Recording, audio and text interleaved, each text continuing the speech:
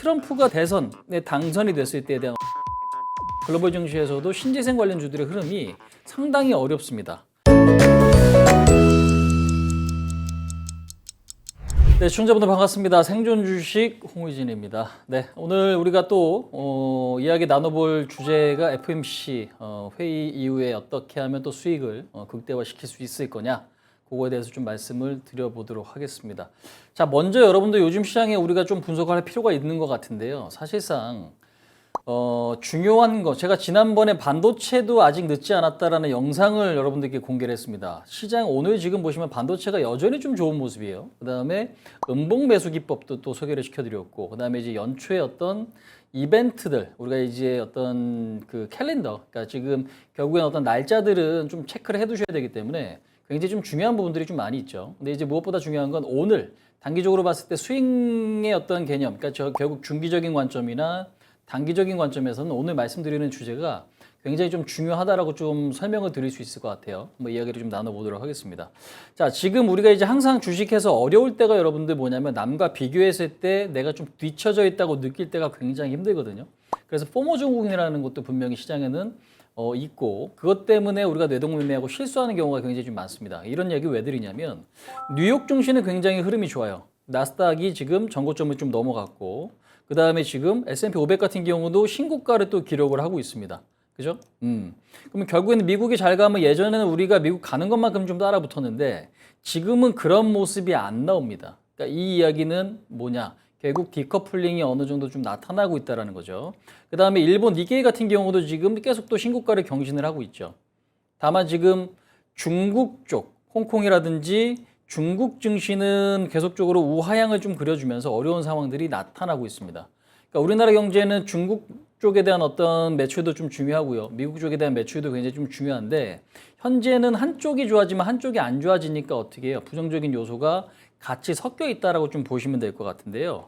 그러니까 요게 지금 지수도 물론 중요하지만 업종 트레이딩 관점에서는 굉장히 좀 중요한 포인트들을 아셔야 된다. 그 이야기를 좀 드릴 수 있을 것 같아요. 그래서 단순하게 FOMC 회의 결과가 우리한테 우호적으로 작용을 했다고 해서 무조건 수익을 날 수 있는 구조냐? 절대 그건 좀 아니라고 보는데, 특히나 오늘 시장에 여러분들 굉장히 중요한 어떤 이슈들이 있습니다. 이거를 제가 한번 좀 봐야 될 것 같은데요. 자, 일단 결론부터 말씀드리면 주도주는 결국 AI와 반도체 업종이 될 가능성은 조금 더 높아지는 것 같습니다. 현재로서도 그런데 제가 볼 땐 좀 더 연장될 것 같아요.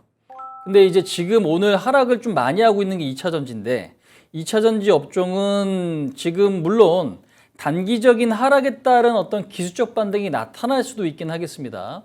다만 이거를 내가 뭐 비중이 있게 조금 더 바닥권에서 뭐 매수한다거나 아니면 추세가 아직까지는 돌아가지 않은 상태에서 섣불리 매수하는 거는 조금 더 신중하셔야 된다고 좀 보는 입장이에요.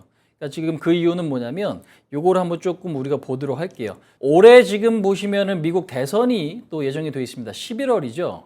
근데 민주당의 대선 주자, 그 다음에 공화당의 대선 주자, 이거를 결정하기 위해서 경선이라는 걸 치르는데 이 경선이 지금 아직 끝나지도 않았는데 디센티스라고 하는 미국 공화당 대선 후보가 사퇴 결정합니다.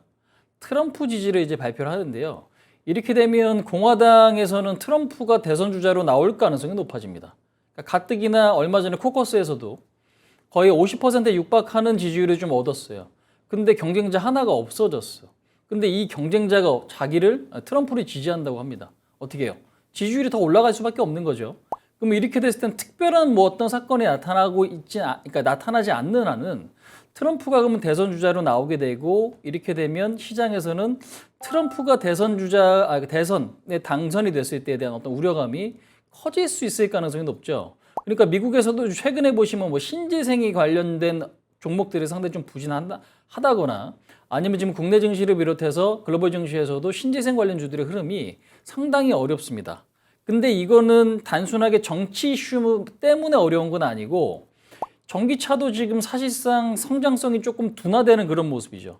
얼마 전에 LNF는 예상보다 더 많은 어떤 실적 악화가 일어났습니다. 그래서 적자가 전환이 됐습니다.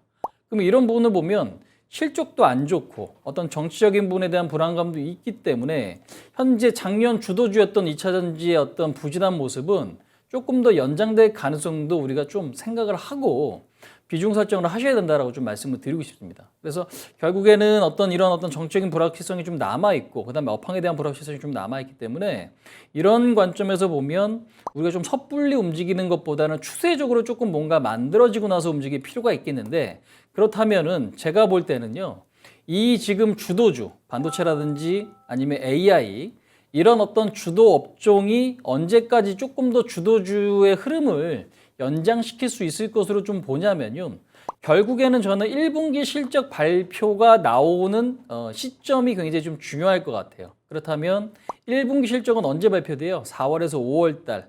그러면 3월 달이 끝나고 나서 실적이 이 정도면 괜찮은 것 같은데 라는 게 나오게 되는 어떤 그런 흐름들. 물론 실망감이 있을 수도 있습니다. 왜? 그 4분기 실적, 그러니까 삼성전자 실적은 실망감이 좀 안겨졌었고, 그로 인해 삼성전자도 좀 많이 밀렸다는 거죠. 그러니까 결국 지금 뭔가 기대감이 있는 것들은 그 기대감을 충족시켜주지 못하면 주가는 어떻게 됩니까? 빠지죠. 반대로 기대감을 충족시켜주면 한 단계 레벨업을 한다거나 아니면 새롭게 기대감이 만들어지는 쪽은 주가가 강하게 치고 올라가는 그런 모습들이 좀 발생을 한다는 겁니다. 그러면 결국에는 새로운 호재거리가 지금은 다른 어떤 주도주 쪽에서 나오지 않는 한은 현재 주도주가 조금 더 연장될 가능성이 높다라는 거고, 그래서 지금으로서는 AI나 반도체, 그 다음에 지금 뭐 방산 쪽, 그 다음에 우주항공, 그 다음에 이제 로봇이라든지 이런 업종들의 어떤 좀 더 강세가 저는 좀 더 나타날 수 있다라고 생각을 합니다. 물론 그동안에 좀 부진했던 뭐 헬스케어라든지 2차 전지도 기술적 반등이 물론 나올 수는 있긴 하겠지만, 큰 틀에서 보면은 지금 좀 전에 말씀드렸던 그런 업종들의 어떤 강세 기준은 좀 더 연장될 가능성이 높다라고 보는 입장이고요. 결국에는 큰 틀에서는 그게 가장 좀 중요한 포인트가 아닌가, 그렇게 좀 생각을 합니다. 자, 그리고 이제 이번 달에 있을 1월 31일 날 있을 FOMC 회의 결과는 저는 물론 이제 중요하고 영향력이 있는 건 당연히 맞지만 금리 동결 가능성이 지금 좀 높습니다. 물론 당연히 1월 달에는 누구도 이날을 지금 고려하지는 않았을 거예요. 근데 이제 시장에서는 뭐 3월 달이냐 5월 달이냐 아니면 그 이후일 거냐 이야기가 조금 많긴 한데, 3월 달 같은 경우도 현재로서는 동결 가능성이 좀 높습니다.